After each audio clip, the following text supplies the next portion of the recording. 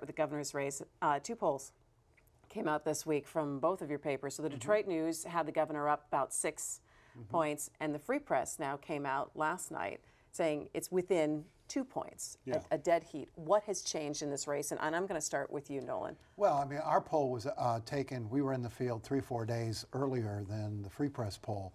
And what could be happening, you could see this thing sort of people making up their minds, as they will do in the last week. And it's not going in the governor's direction. I mean, I would be worried if I were his campaign, because it looks like his support is falling and Shower's support is rising. And I think the internal polls from the campaign show pretty much the same thing. Talked to Steve Mitchell last night. His polling is showing that same trend. This race is really tightening up, and we could see a real razor-thin race on Tuesday. All right, so what are the things that are changing right now, Stephen? When you got those numbers back for the Free Press poll, were you surprised? Actually, I wasn't, because the poll that we took last week showed a pretty wide spread between the two candidates. And actually, we got some blowback from a lot of people who said that the sampling was off, that was missing some Democratic voters who've made up their mind for the challenger.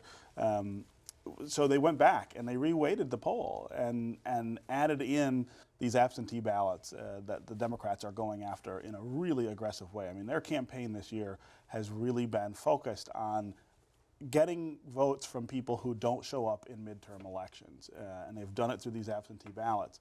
When you reweight the poll with an account for that effort, it gets a lot tighter. The Democrats may end up with a lot more people voting than you would normally see in an off year. So, Nolan, are Republicans targeting absentee votes as hard as the Democrats have made that a key part of their strategy Well, I mean, it's a key part of their strategy. I don't think they're doing as well at that. I mean, I think the Democrats have been at it a lot longer, and they have a lot more folks who didn't vote last time out, and that's who they're targeting here, something like 900,000 Democratic voters who didn't vote in 2010. So they have a bigger pool to work with. Yeah, I talked to a lot of folks last night after this poll came out, and they're pretty confident about their get out the vote efforts, but nobody pretends it's as good as the Democrats. I mean, Republican voters don't tend to climb on buses on Election Day and let themselves be bussed to the polls. They're not as likely to be absentee voters, so they start with a disadvantage. All right, so I want to talk a little bit about the polls and the validity of polls and why we're seeing such variations. Our friends at Bridge Magazine had an interesting piece this week about how you should interpret polls and how we should be looking at what polls come out, how you trust certain polls in terms of who's conducting the poll, what kind of sample size, and what are some of the variables, I think, Nolan, should people be looking for when they read a poll? Well, I mean, obviously you want to look at a poll that's from a credible source. I mean, the newspapers have no reason to slant a poll. I mean, it's easily, as Steve talked about weighting earlier, it's easy to slant a poll one way or the other. You just overweight your sample to include more Democrats or more Republicans, which is polls that are aimed at funders, for example. If you're doing a poll to generate fundraising, they'll overweight to make it look closer so people get excited and write checks. But legitimate polls will pretty much reflect the weighting of the electorate and all of the demographic But that's groups. the trick, right?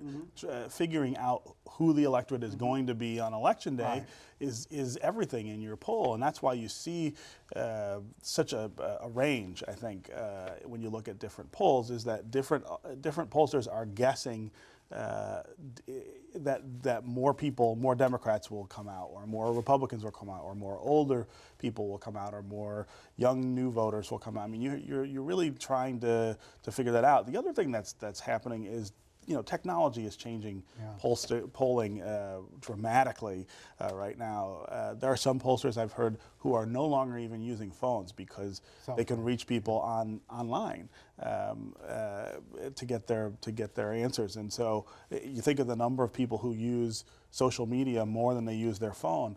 Or people don't even have a landline, or don't answer their landline anymore, or don't answer their cell phone when it's an unknown. And also, you're also looking at the way the questions are asked, and if they're asked by a person, or if they're these robocalls as well. If they're an automated, I mean, there are a lot of variables. But of the legitimate pollsters in this town, the ones who are polling for the newspapers and television stations, they tracked fairly consistently together. A few weeks ago, when everybody was in that 5 to 8% range for Snyder, the New York Times did a poll, and it was like the race was dead heat. And our pollster looked at it and he said, well, they've got a plus 10 Democratic vote. Normal Democratic vote would be probably plus 4, plus 5.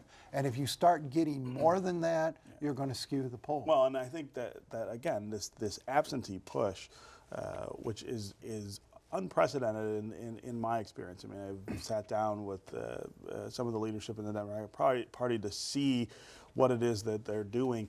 It is a game changer in terms of the way you prosecute a midterm election campaign. Could be. I mean, if it works. Our right? pollster looked at this and said he didn't see a huge surge in new voters because of the absentee. Well, and that's the rub, absentee drive. And as we talked earlier, just because the Democrats or Republicans send a absentee ballot to who they suspect is a Democrat or Republican voter, and it gets returned, that doesn't mean it doesn't mean they're necessarily voted along those party lines. All right, in the couple minutes we have left talking about the governor's race, we have the president coming in this weekend campaigning on behalf of Mark Schauer and all the other Democrats on the ticket, and then you have Governor Chris Christie coming here on Monday for Governor Snyder. Again, are these just these efforts to rally the base, Stephen? Well, it is. On the Democratic side, they think they've done what they needed to do with this absentee thing. The numbers are going to be where they want them. Now they've got to deliver on Election Day, right?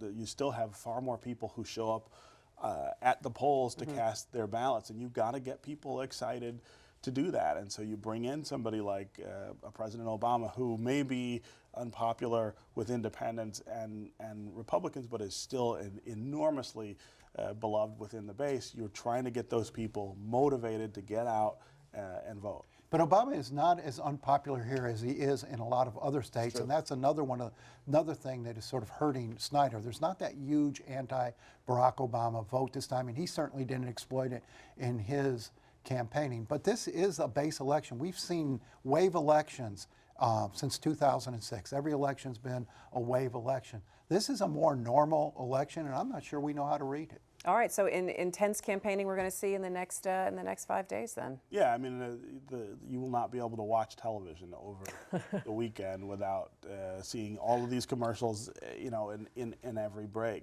But you can expect, I think, a strategy shift now that they've seen these polling and read these polling.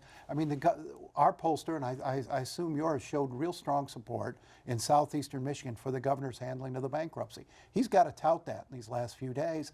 And Schauer sort of kind of peaked out on the grievance vote. He has to stand up there with a commercial that says, I'm going to do this, this, this, and this, because that's what's missing. I think that's why he hasn't pushed over the top yet. Well, and you look at not that newspaper endorsements mean everything, but I think they are one gauge of where things go. Mark Schauer did not get an endorsement from any major newspaper in the state. Which was surprising. A lot of people were talking about the fact that the Free Press did not endorse Mark Schauer. Yeah, well, I mean, we're not a rubber stamp for the Democratic Party. I mean, we tend to align on social issues, especially more closely with Democrats, but they got to come in and make their burden, just like the Republicans did. Mark Schauer was unable to do that. He doesn't appear as ready to govern as I'd like him to be at this point. Rick Snyder is a slightly better choice for that. All right.